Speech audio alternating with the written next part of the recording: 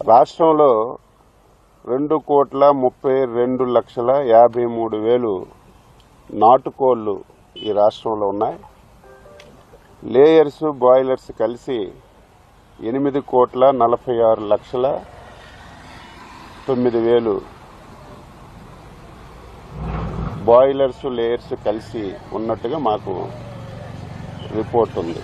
అంటే దాదాపుగా ఈ రాష్ట్రంలో 10,78,63,152 కోళ్లు ఉన్నాయి. మనకి రాష్ట్ర ప్రభుత్వం ఉన్న దగ్గర సమాచారం ప్రకారం ఈ మధ్యకాలంలో ఏలూరు జిల్లా బాదంపూడిలో 2.2 లక్షల కోళ్లు చనిపోయినట్టుగా మాకు సమాచారం వచ్చింది.